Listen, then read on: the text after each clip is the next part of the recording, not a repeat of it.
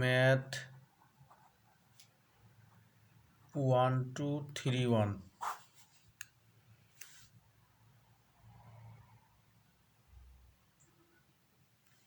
Syllabus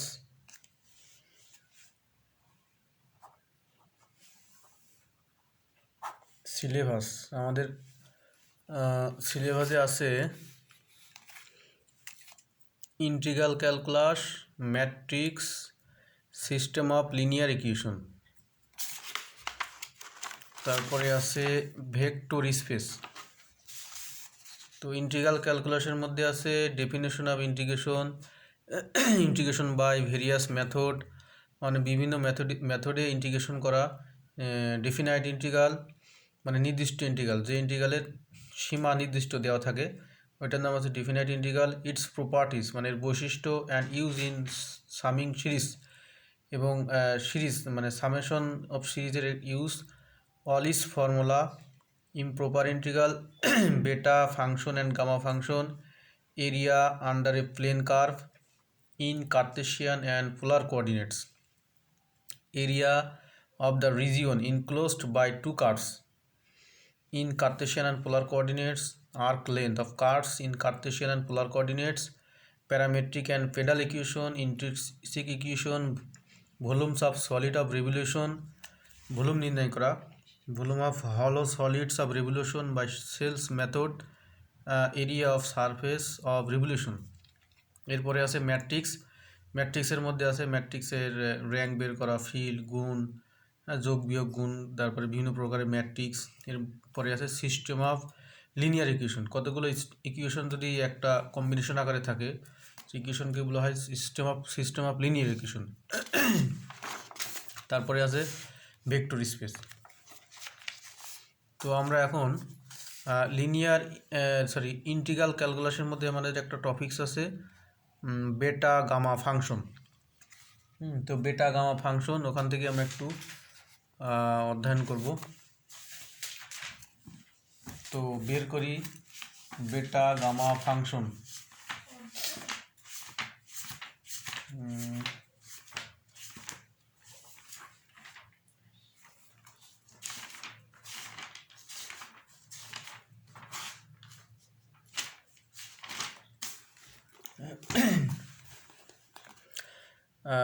আজকে অধ্যয়ন করব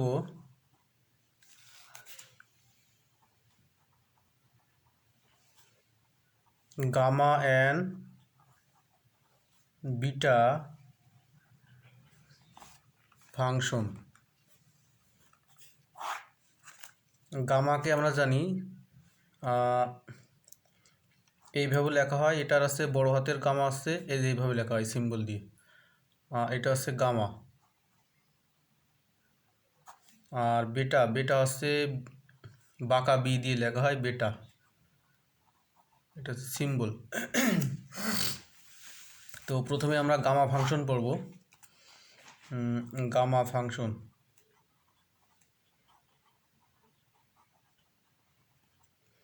গামা ফাংশন। তো যেহেতু সবগুলো ইন্টিগ্রেশনের মধ্যে, ইন্টিগ্রাল ক্যালকুলাসের মধ্যে, তো একটা নির্দিষ্ট ইন্টিগ্রাল, এগুলো যারা ম্যাথমেটিশিয়ান তারা এই মূলত এই ইকুয়েশনগুলো অ্যানালাইসিস করছেন। তো একটা বিশেষ ধরনের ইন্টিগ্রাল, ইন্টিগ্রালটা কীভাবে আসছে আমাদের এখন এটা জানার দরকার নেই, তবে ফরম্যাটটা একটু জানলেই হবে। যে একটা বিশেষ ধরনের ইন্টিগ্রালটা ধরনটা হচ্ছে এই, আমরা মনে রাখবো এর লোয়ার লিমিট 0, আপার লিমিট ইনফাইনাইট বা অসীম, e two the power minus x to the power n-1 dx, যেখানে n এর মান কি পজিটিভ মানে 0 থেকে বড়। এই যে এই ইন্টিগ্রালটা, এই ডেফিনাইট ইন্টিগ্রাল, নির্দিষ্ট ইন্টিগ্রাল, সীমা দেওয়া আছে, এই ইন্টিগ্রালটা এটাকেই বলা হবে গামা ফাংশন। এটাকে বলা হবে গামা ফাংশন। সংক্ষেপে এটাকে লেখা হয় এরকম যে গামা এন ইকুয়াল টু 0 থেকে infinite e to the power minus x to the power n-1 dx.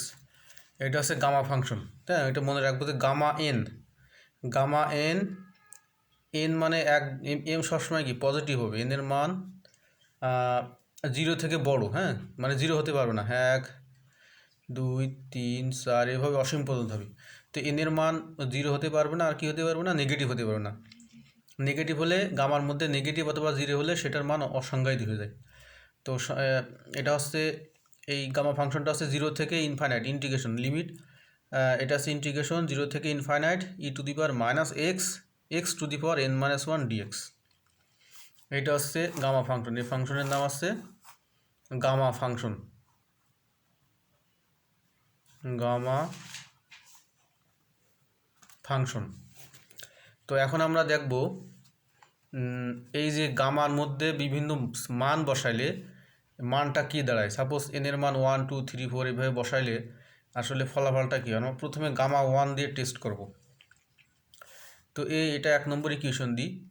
তো আমরা যদি n=1 বসাই, এই ইকুয়েশনে বাম পাশে, তার মানে বাম পাশে এনের জায়গায় 1 হবে, ডান পাশেও এনের জায়গায় 1 হবে। তাহলে গামা 1 লেখা যায় 0 থেকে ইনফাইনাইট e⁻⁻x x⁻1−1 dx। 0 থেকে ইনফাইনাইট e⁻⁻x x⁻1−1 মানে কত, x⁻0। তো কোনো কিছু পাওয়ার 0 হলে সেটার মান কি হয়, 1 হয়। তাহলে শুধু থাকবে e⁻⁻x dx। এখন আমরা ডাইরেক্ট ইন্টিগ্রেশন করব। e⁻⁻xকে যদি আমরা ইন্টিগ্রেশন করি e⁻⁻xই হয়, আর এক্সের সাথে যেহেতু মাইনাস আছে এই জন্য নিচে -1 হবে ইন্টিগ্রেশনের ক্ষেত্রে। Integration complete, third bracket, lower limit 0, আপার লিমিট ইনফাইনাইট। এখন এই যে -1 আছে, তো মাইনাসটা আমরা থার্ড ব্র্যাকেটের বাইরে রাখবো। e⁻⁻x 0 থেকে ইনফাইনাইট। এখন প্রথমে নিয়ম কি, আপার লিমিটের মান বসাতে, আপার লিমিট এক্সের জায়গায় ইনফাইনাইট, e⁻⁻⁻ সূত্রের একটা মাইনাস, হ্যাঁ, তারপরে e⁻x এর জায়গায় 0 বসালে e⁻0 হয়। তো e⁻⁻⁻ এটার মান আছে 0, আর e⁻0 এটার মান হচ্ছে 1। কোনো কিছুর পাওয়ার 0 হলে মান 1 হয়, আর কোনো কিছুর পাওয়ার -ইনফাইনাইট হলে সেটার মান 0 হয়। হ্যাঁ, এখন এই 1 আর 0 গুণ করলে 0 হয়, 1 আর 1 গুণ করলে 1 হয়। তো এতে e⁻⁻⁻, এটার মান কত, 1 ভাগ e⁻⁻⁻, বা 1 ভাগ ইনফাইনাইট। এর পাওয়ার অসীম, ইনফাইনাইট মানে অসীম। এর পাওয়ার অসীম মানে কি, কোনো কিছু পাওয়ার অসীম মানে সে ফলাফলটাও অসীম। অসীমের তো কোনো আসলে কোনো সংজ্ঞা নাই। তো বড় একটা সংখ্যা দিয়ে যদি কোনো ছোট সংখ্যাকে ভাগ করা হয়, ফলাফল 0 হয়। ইনফাইনাইট মানে অনেক বড় সংখ্যা। তাহলে দেখা যাচ্ছে গামা 1 এর মান 1। হ্যাঁ, তো এটা পরীক্ষা আসতে পারে, প্রমাণ যে ফাইন্ড, এরকম আসতে পারে যে ফাইন্ড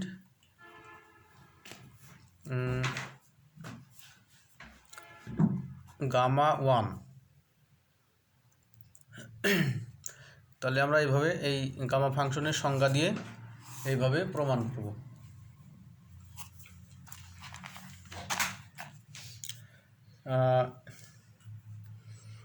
এখন আমাদের আর একটা প্রমাণ আছে, তো প্রমাণটা দরকার নাই, আমরা শুধু সূত্রটা মনে রাখবো। সূত্র, প্রমাণ আছে দরকার নাই। ফ্যাক্টরিয়াল, এই যে ফ্যাক্টরিয়াল এবং গামার মধ্যে সম্পর্ক। তো আমি একটা সূত্র আছে, n factorial equal to gamma n+1। এটা আমাদের সূত্র, n factorial equal to gamma n+1। তো আমাদের যদি বলে যে 2 ফ্যাক্টরিয়াল মানে কত, গামা 2+3 মানে গামা 2+1 তার মানে গামা 3। তো এই সূত্রটা মনে রাখবো। এর প্রমাণ আছে, আমাদের প্রমাণটা দরকার নাই, শুধু সূত্রটা মনে রাখবো, n factorial equal to gamma n+1। আমাদের আর একটা সূত্র আছে,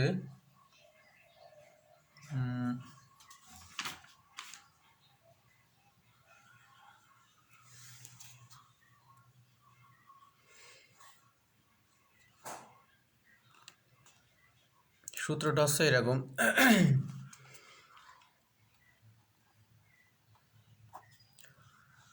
গামা n এটা equal to n minus one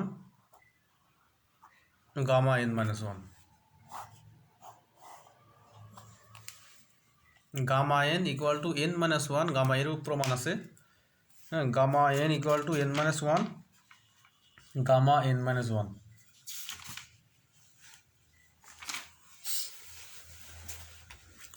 তো যদি বলে যে n plus one gamma n plus one এর মান কত n গামা n, তো এটা তো আরও এইভাবে অসীমভাবে যাবে, অসীমভাবে গেলে কি হবে n গামা গামা n মানে কত n minus one gamma n minus one. হ্যাঁ, তো প্রমাণটা আমি একটু দেখাই। মানে আমাদের মেন সূত্র হচ্ছে গামা n প্লাস ওয়ান, এটা ইকাল টু লেখা যায় n গামা n, এটা হচ্ছে মেন সূত্র। গামার মধ্যে n প্লাস ওয়ান থাকলে এক কমে যাবে, আর গামা যেটা কমছে ওইটা। এইভাবে যদি আমরা অগ্রসর হই n মানে এই গামার মধ্যে মানটা যদি কমতে থাকে, এখন হবে কি n minus one gamma n minus one. তারপরে পরের লাইনে যদি লিখি n into n minus one, এখন গামার মধ্যে n মাইনাস ওয়ান আছে, তার মানে আর কমে যাবে n minus two gamma n minus two. তো এইভাবে যদি আমরা কমাইতে থাকি, কমতে কমতে কমতে এক সময় 3 ইন্টু 2 ইন্টু 1 হবে। তো আমরা জানি n ফ্যাক্টোরিয়াল মানে কত, n into n minus one into n minus two কমতে কমতে 3 ইন্টু 2 ইন্টু 1 এই পর্যন্ত যায়, তাহলে এটা সংক্ষেপে n ফ্যাক্টোরিয়াল লেখা যায়।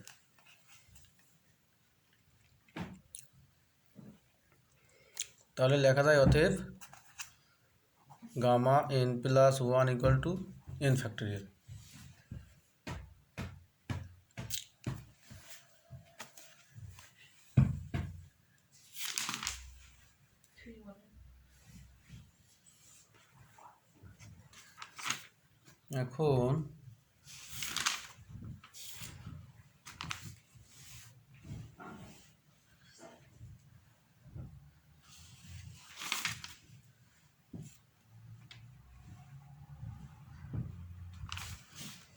এখন যদি বলে